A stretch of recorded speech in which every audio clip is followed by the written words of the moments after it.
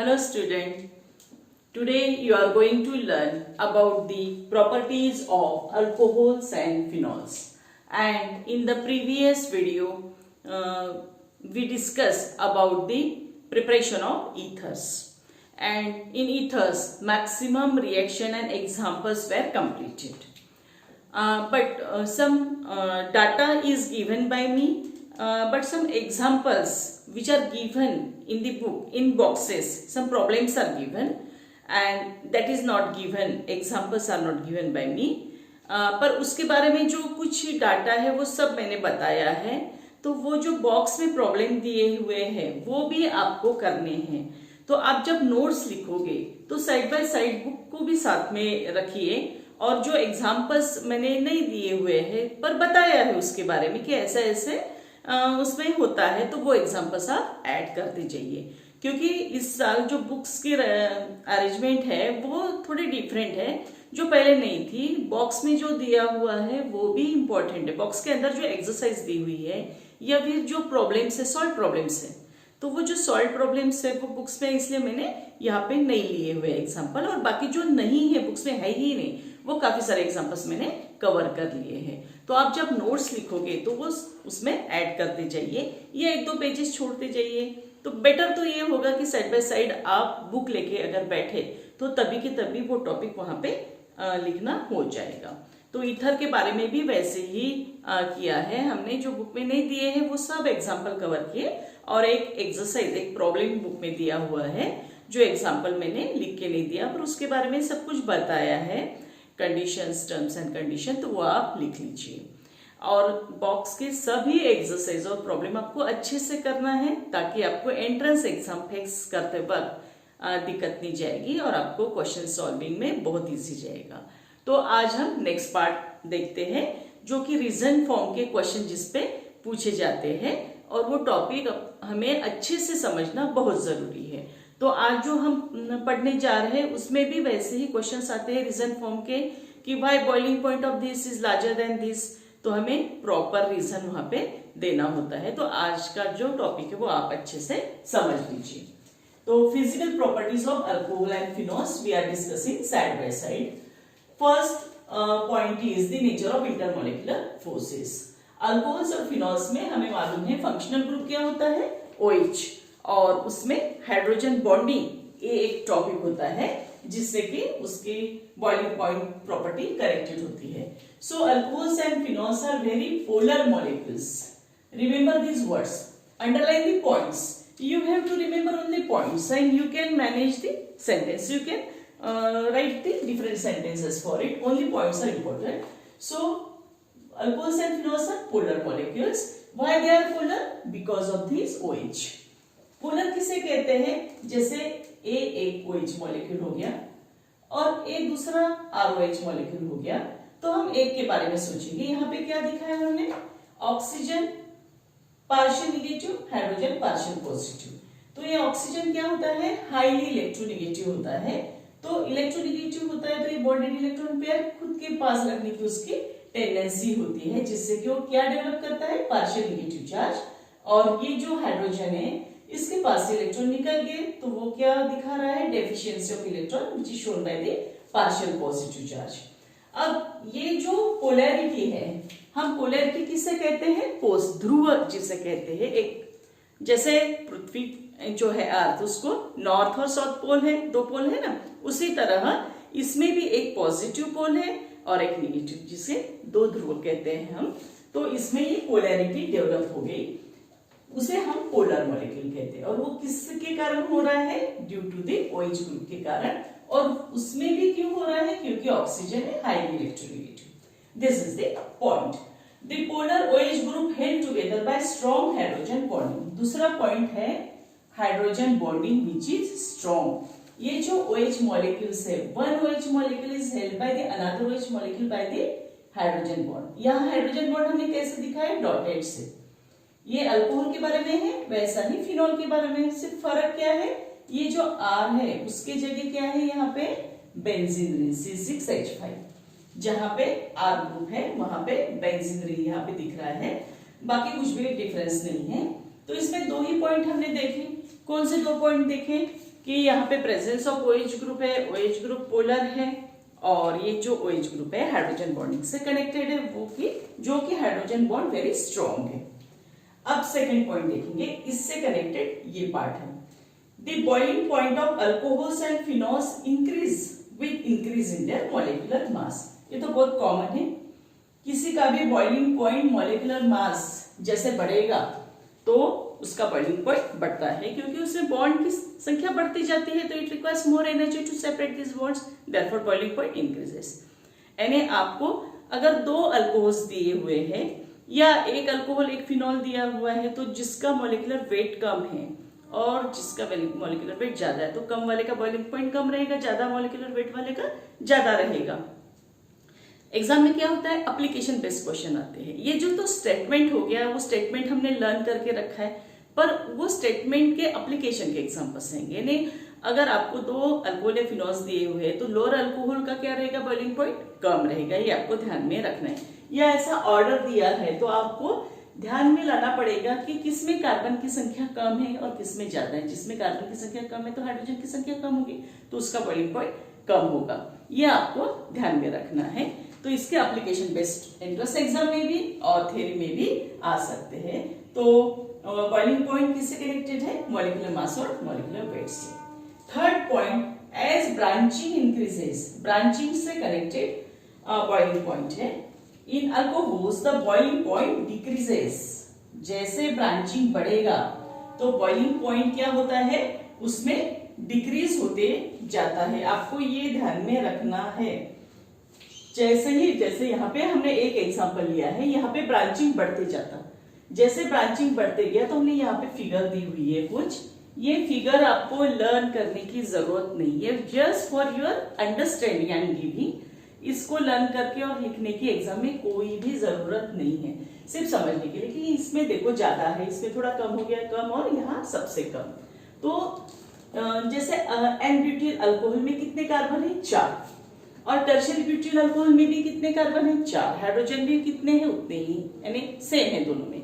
फिर अगर उसमें मॉलिक्यूलर वेट अगर सेम है तो फिर उनका बॉइलिंग पॉइंट भी सेम रहना चाहिए था, जो कि पॉइंट हमने यहाँ सेकंड इसमें नोट किया है मॉलिक्यूलर वेट से कनेक्टेड। पर उसमें और एक बात है, कौन सी, कि boiling point increases as branching increases the boiling point decreases. जैसे ब्रांचिंग इंक्रीज होगी तो बॉइलिंग पॉइंट डिक्रीज होगा। देखो यहाँ पे एन ब्यूटिल अल्कोहल और टर्शियरी ब्यूटिल अल्कोहल, तो यहाँ पे सबसे कम बॉइलिंग पॉइंट है और यहाँ पे सबसे ज्यादा। तो ये किससे कनेक्टेड होता है, van der Waals forces of attraction, जिसमें कि सरफेस एरिया कम होते जाता है। यहाँ पे सरफेस एरिया कम हो गया तो बॉइलिंग पॉइंट कम हो गया, यहाँ पे सरफेस एरिया ज्यादा रहता है। ये van der Waals forces of attraction से कनेक्टेड होते हैं, which is related to the surface area. तो आपको ये भी ध्यान में रखना है, एंट्रेंस एग्जाम में ऐसे ऑर्डर आते हैं, तो वहां पे आप क्या ध्यान में रखोगे, सबसे ज्यादा ब्रांचिंग जिसमें, उसका बॉइलिंग पॉइंट कम। Then solubility, phenols and lower alcohols are soluble in water. Phenol और जो लोअर अल्कोहल्स है वो वाटर में सोल्यूबल है। ये वाटर क्या है, यूनिवर्सल सॉल्वेंट है और उसमें वो सोल्यूबल है। क्यों सोल्यूबल है, due to formation of hydrogen bonding.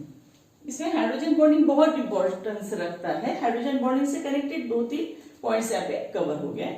तो हाइड्रोजन बॉन्डिंग को फॉर्म करता है वाटर से। कैसे फॉर्म करता है, यहाँ पे हमने नोट किया हुआ है। बुक में 2 स्ट्रक्चर अलग अलग दिए हुए, फिनॉल का अलग दिया हुआ है और अल्कोहल का अलग। इसमें मैंने एक ही स्ट्रक्चर बनाया हुआ है। देखो, ये AR ग्रुप, यानी कौन सा group, C6H5 group, aromatic group, और ये दूसरा क्या है, R, यानी यहाँ पे ये ग्रुप रहेगा और R रहेगा। तो ये एक ही स्ट्रक्चर मैंने दिखाया है ताकि आपको ज्यादा लिखने की जरूरत न पड़े और समझने में दिक्कत न जाए। तो इसमें ये जो ROH है, ये तो एक मॉलिक्यूल हो गया, या तो ये अल्कोहल होगा या क्या होगा, फिनॉल हो गया। अब ये ROH जब वाटर से कनेक्टेड होता है, वाटर यानी क्या है, H2O, तो यहाँ पे देखिए H 2 और O, यहाँ पे 2 H और O मैंने दिखाया है। इसको आप कैसे भी दिखा सकते हैं, इसको नीचे दिखा है, इधर भी दिखा सकते हैं, इसको ऐसा दिखा है, ऐसे दिखा सकते हैं, ऐसे भी दिखा सकते हैं, उसमें कोई प्रॉब्लम नहीं।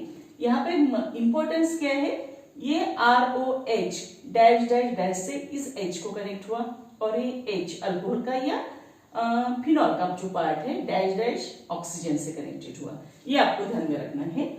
यानी ऑक्सीजन अल्कोहल का वाटर के हाइड्रोजन से और अल्कोहल का हाइड्रोजन वाटर के ऑक्सीजन से, बस इतना ही ध्यान में रखना है। और वो डैश से दिखा है जो कि हाइड्रोजन बॉन्ड है। अब ऐसा बॉन्ड बनने से वो क्या हो गया, अच्छे से सोल्यूबल हो गया और उसकी सोल्युबिलिटी बढ़ जाती है।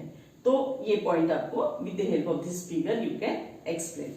अब इससे कनेक्टेड आपको एप्लीकेशन के क्वेश्चन आते हैं, जो कि मैं क्वेश्चन आपको लिख के देती, उससे आपको पता चलेगा। नाउ हम क्वेश्चन देखेंगे। What is question? Application based question है, जो कि हमने पहले पढ़ा है। Para nitrophenol has higher solubility in water than that of o nitrophenol. अब पैरा नाइट्रोफिनॉल और आर्थो नाइट्रोफिनॉल दोनों का क्या है, मॉलिक्यूलर वेट सेम है और दोनों की सिर्फ arrangement of OH and NO2 जो है वो अरेंजमेंट में डिफरेंस है। तो उतना ही पॉइंट ऑफ डिफरेंस हमें नोट करना है। इसके लिए हमें इंट्रामोलिकुलर हाइड्रोजन बॉन्डिंग और इंटरमोलिकुलर हाइड्रोजन बॉन्डिंग, ये दो में डिफरेंस समझना चाहिए। काफी बच्चों को स्पेलिंग मिस्टेक करने की बहुत आदत रहती है और उनको डिफरेंस नहीं समझता। इंट्रा और इंटर ये दोनों में डिफरेंस है। इंट्रामोलिकुलर इसका मतलब है वो मॉलिक्यूल के अंदर, और इंटरमोलिकुलर इसका मतलब है दो डिफरेंट मॉलिक्यूल के बीच का हाइड्रोजन बॉन्डिंग। तो यही पॉइंट ऑफ डिफरेंस अगर आपको समझा तो इसका रीजन कुछ भी नहीं है, एकदम सिंपल रीजन है। तो इसमें हम ओ नाइट्रोफिनॉल और पैरानाइट्रोफिनॉल दोनों का स्ट्रक्चर ड्रॉ करेंगे और वो मेंशन करेंगे कि ये देखिए यहाँ पे क्या लिखा है, इंट्रा INTRA, और यहाँ पे क्या लिखा है, इंटर INTER। बस इतना ही डिफरेंस है। अगर आपको ये वर्ड और ये वर्ड, ये दो वर्ड और ये फिगर, इतना अगर आपको समझा तो ये डिस्क्रिप्शन कुछ भी नहीं है, ये अपने मन से आप आराम से लिख सकते हो। तो आप ये दो चीजें पर फोकस कीजिए जो मैं बता रही हूँ। यहाँ पे इंट्रा है तो देखिए ये क्या है, दिस इज द आर्थ्रोनाइट्रोफिनॉल। अब आर्थ्रोनाइट्रोफिनॉल किसे कहते हैं, ये नंबर 1 पोजीशन होगी और ये नंबर 2 पोजीशन होगी। तो 2 पोजीशन, अगर OH 1 पे है तो 2 पे NO2 है तो वो कौन सी पोजीशन हो जाती है, आर्थो पोजीशन। तो ये हो गई आर्थो पोजीशन, ये है NO2 और ये है OH। अब ये एक ही मॉलिक्यूल हो गया, तो ये मॉलिक्यूल के बीच में हाइड्रोजन बॉन्डिंग दिख रहा है। ये जो है ये क्या है, hydrogen bonding. This is hydrogen bonding, this is hydrogen bonding, इसे हाइड्रोजन बॉन्डिंग कहते हैं।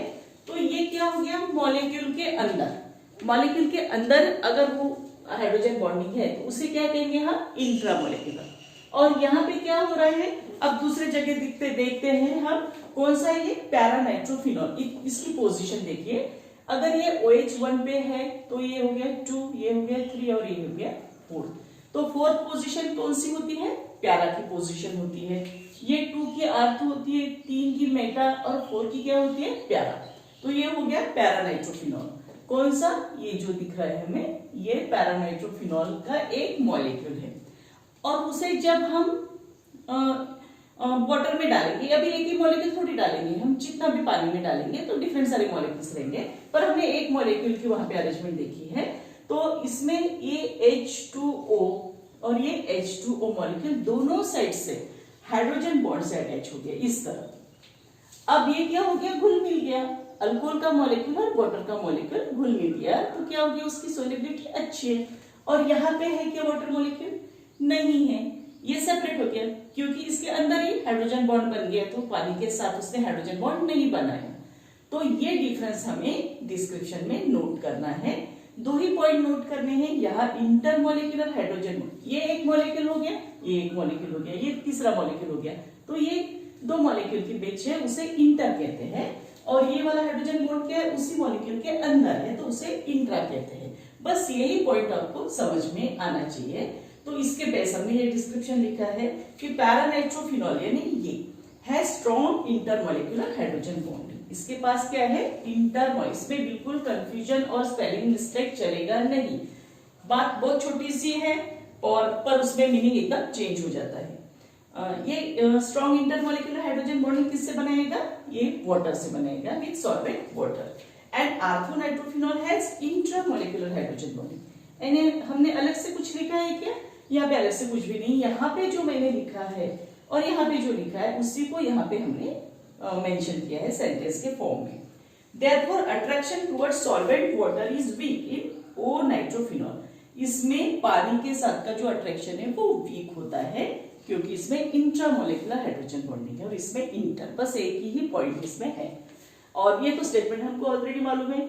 The stronger the intermolecular attraction between the solid and solvent, higher is the solubility.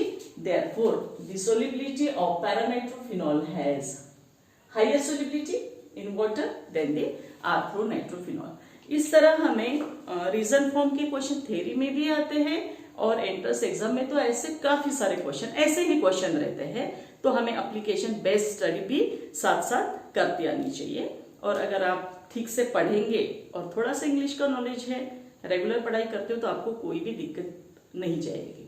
I hope you understand this topic.